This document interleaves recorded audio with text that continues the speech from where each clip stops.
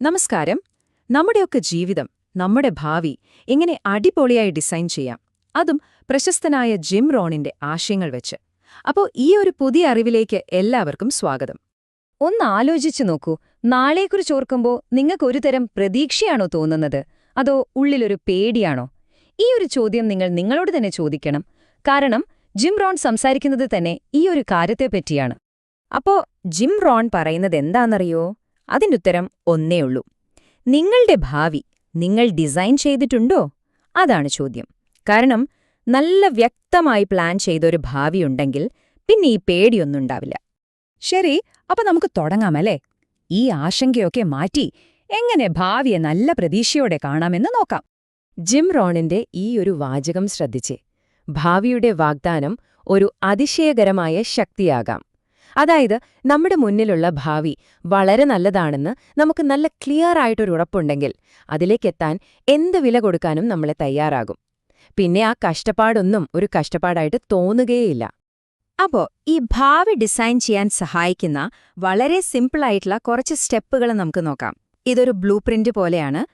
Gym Ron പറയുന്ന ഈ 4 സ്റ്റെപ്പുകളുണ്ടല്ലോ, ഭയങ്കര സിമ്പിളാണ്. ഒന്നാമത്തേത്, നിങ്ങൾക്ക് ശരിക്കും എന്താ വേണ്ടതെന്ന് അങ്ങ് തീരുമാനിക്കുക. 2, അത് വെറുതെ മനസ്സിൽ വെച്ചാൽ പോരാ, ഒരു പേപ്പറിൽ എഴുതി വെക്കുക. 3, നിങ്ങൾ എഴുതിയ പഴയ ലിസ്റ്റുകളൊന്നും കളയരുത്.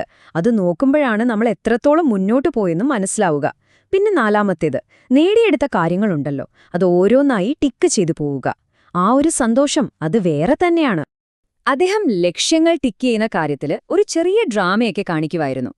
ഒരു ഉദാഹരണം പറഞ്ഞാൽ, അദ്ദേഹത്തിന്റെ ഒരു വലിയ ആഗ്രഹമായിരുന്നു സ്പെയിനിൽ പോകണമെന്നത്. അദ്ദേഹം സ്പെയിനിലേക്ക് പറന്നു.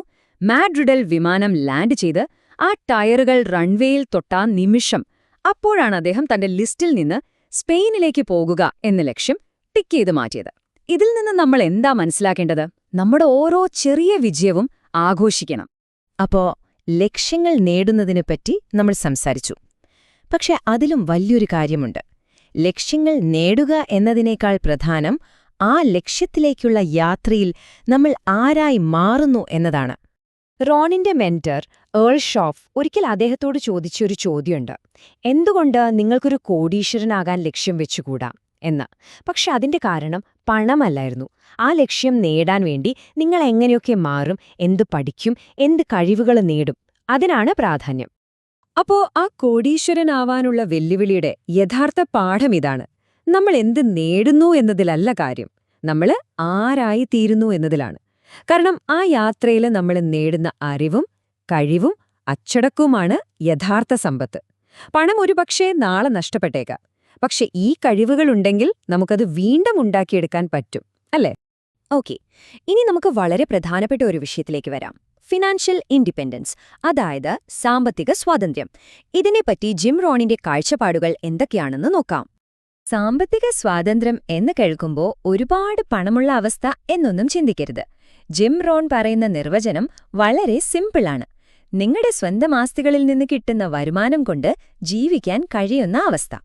അതായത് ജോലിയുടെ ശമ്പളമില്ലെങ്കിലും ജീവിക്കാൻ പറ്റണം. പാവപ്പെട്ടവരും സമ്പന്നരും തമ്മിലുള്ള പ്രധാന വ്യത്യാസം അവരുടെ പണത്തോടുള്ള കാഴ്ചപ്പാടിലാണ്. സാധാരണക്കാരെന്തു ചെയ്യും? കിട്ടുന്ന പണം ആദ്യം ചെലവാക്കും, എന്നിട്ട് വല്ലതും ബാക്കിയുണ്ടെങ്കിൽ നിക്ഷേപിക്കും. പക്ഷെ സമ്പന്നരുടെ ഫിലോസഫി നേരെ തിരിച്ചാണ്.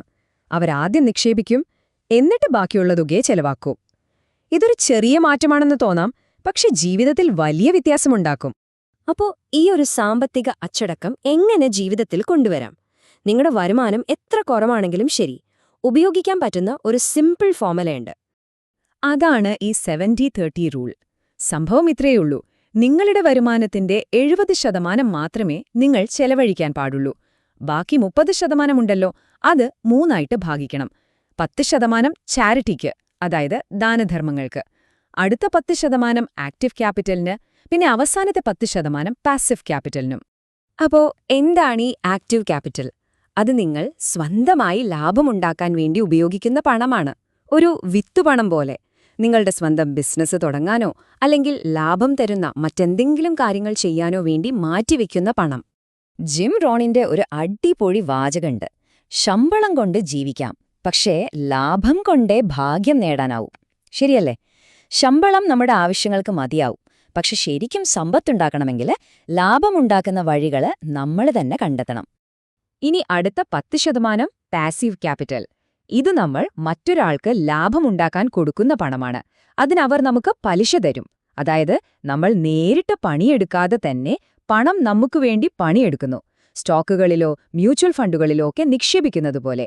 ചുരുക്കി പറഞ്ഞാൽ കടം വാങ്ങുന്നയാളിൽ നിന്ന് കടം കൊടുക്കുന്ന ആളായി നമ്മൾ മാറുന്നു. ഇതുവരെ നമ്മൾ ഒരുപാട് കാര്യങ്ങൾ സംസാരിച്ചു. ഇനി നിങ്ങളുടെ ഊഴാണ്. നിങ്ങൾ നിങ്ങളോട് തന്നെ ചോദിക്കേണ്ട 4 ചോദ്യങ്ങൾ. ആദ്യത്തെ ചോദ്യം ഇതാണ്: എന്തുകൊണ്ട്, എന്തിനാണ് നിങ്ങൾ ഇത്രയധികം കഷ്ടപ്പെടുന്നത്, പുതിയ പുസ്തകങ്ങൾ വായിക്കുന്നത്, ഈ പറയുന്ന അച്ചടക്കമൊക്കെ പാലിക്കുന്നത്? അതിനുള്ള ഉത്തരം അടുത്ത ചോദ്യത്തിലുണ്ട്. എന്തുകൊണ്ടായിക്കൂടാ? എന്തുകൊണ്ട് നിങ്ങൾക്ക് ശ്രമിച്ചുകൂടാ? നിങ്ങളെക്കൊണ്ട് എന്തൊക്കെ നേടാൻ പറ്റുമെന്ന് എന്തുകൊണ്ടൊന്ന് പരീക്ഷിച്ചു നോക്കിക്കൂടാ? ഇനി 3ാമത്തെ ചോദ്യം, എന്തുകൊണ്ട് നിങ്ങൾക്കായിക്കൂടാ? ഈ ലോകത്ത് മറ്റുള്ളവർക്കൊക്കെ ഇതൊക്കെ ചെയ്യാൻ പറ്റുമെങ്കിൽ എന്തുകൊണ്ട് നിങ്ങൾക്ക് മാത്രം പറ്റില്ല? അവസാനമായി ഏറ്റവും ശക്തമായ ചോദ്യം, എന്തുകൊണ്ട് ഇപ്പോഴായിക്കൂടാ?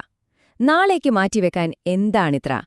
നിങ്ങളുടെ ഭാവി ഡിസൈൻ ചെയ്യാൻ ഇതിലും നല്ലൊരു സമയം വേറെയില്ല. അപ്പോ ഒരു കാര്യം മനസ്സിലുറപ്പിക്കുക: ഭാവിയെന്ന് പറയുന്നത് നമ്മൾ അങ്ങോട്ട് കേറി ചെല്ലുന്ന ഒന്നല്ല. അത് നമ്മൾ ഓരോ നിമിഷവും ഇവിടെ ഇരുന്ന് ഉണ്ടാക്കിയെടുക്കുന്ന ഒന്നാണ്. ഈ ചിന്തകൾ നിങ്ങളുടെ ജീവിതത്തിൽ ഒരു പുതിയ തുടക്കത്തിന് കാരണമാകട്ടെ എന്ന് ഞാൻ ആശംസിക്കുന്നു. നന്ദി.